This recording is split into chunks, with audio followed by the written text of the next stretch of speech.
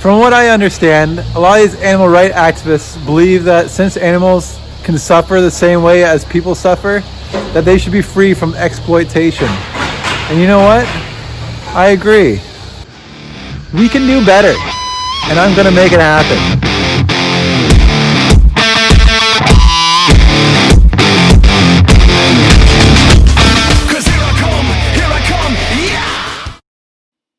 So I thought I would do a voiceover of me doing morning chores instead of me just talking to the camera.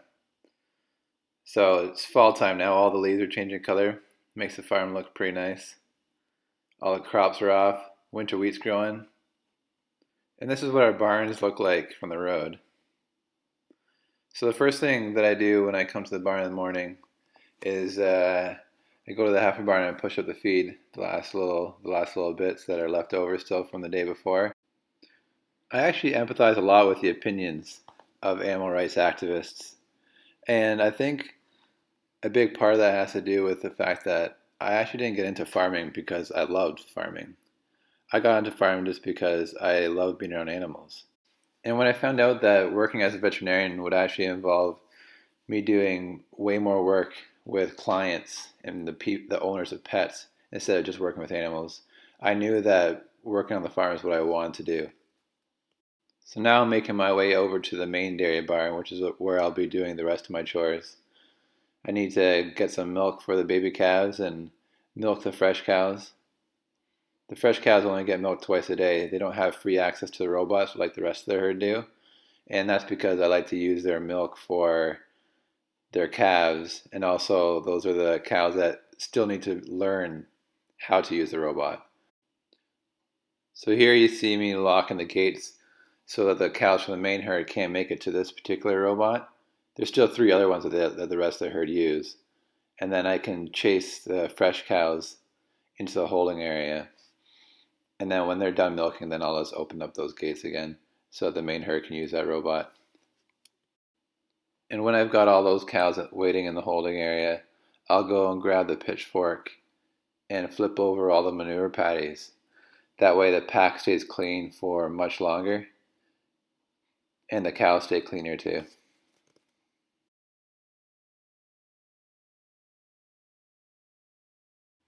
After I'm done cleaning this fresh cow pack, I'll head on over to the robot and wash it down. I'll spray down with water and then spray down with a foaming soap and scrub it with a brush. It might seem a little excessive to spend that much time cleaning the robots, but the way you do anything is the way you do everything. So a clean robot and a clean milk house and clean barns and a whole clean and tidy farm just makes for high quality milk. Logically, you would expect that an animal rights activist and a dairy farmer would have completely opposite opinions on animal rights. But at our core, I think we are after the exact same thing. We all just want what's best for the animals, which includes animal exploitation, of course. The difference lies in what we consider exploitation. When you Google it, it says that it's treating someone unfairly in order to benefit from their work or resources.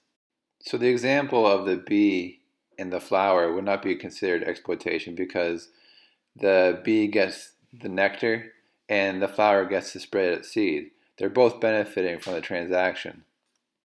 In the case of farm animals, they get food, water, shelter, safety from predation, and in return, they give us food. As long as the relationship is mutually beneficial, nobody's getting exploited. The argument then becomes, well, how could it possibly be mutual beneficial when the one party dies as part of the agreement? Because of this fact, animal rights activists believe that the entire system is flawed.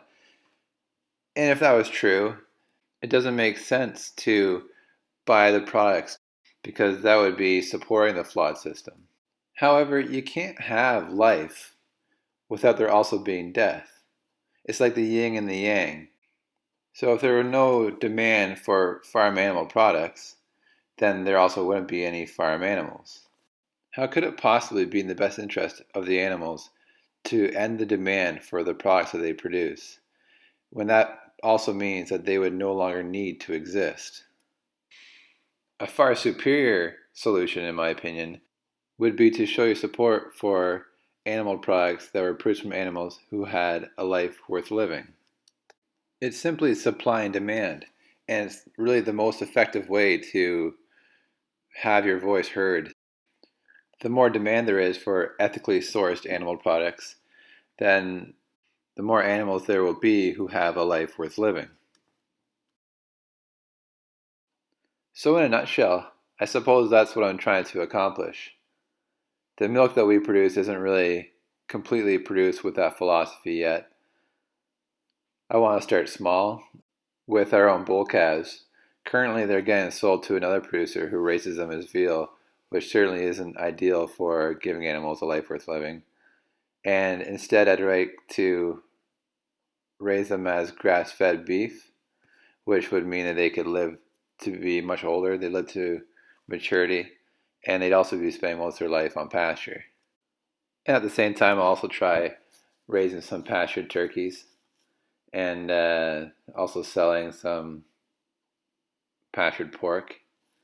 And if all things go well and demand grows, then it would be nice to eventually sell our own milk and produce it with the same philosophy. And that is by prioritizing the animal's quality of life so that they can have a relationship that's mutually beneficial. And just to be clear, I'm not necessarily saying that all farm animals don't have a life worth living, but I do believe that every single industry can make some significant improvements.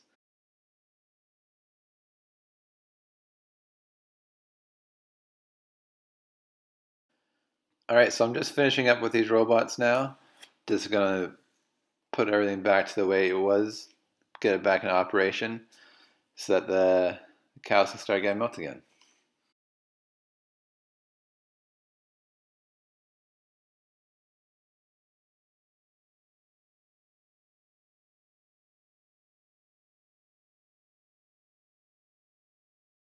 All right, so now that that's done, I'll be heading over to the milk house and getting ready to feed the calves.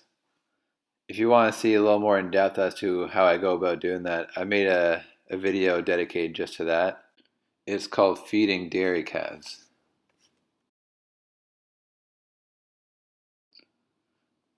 So here I got all the bottles filled, and now I'm just putting on all the calves' nipples. Each calf gets their own nipple back again so that the younger calves have a new nipple, which is more effort to drink from, which allows them to produce more salivary enzymes and digest the milk better.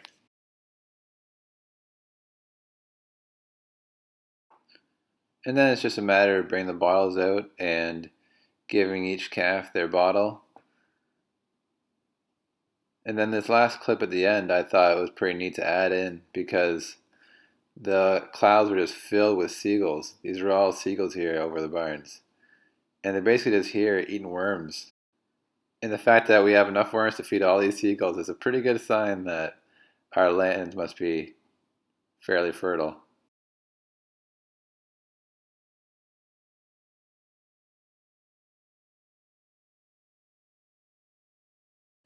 So let me know what you think.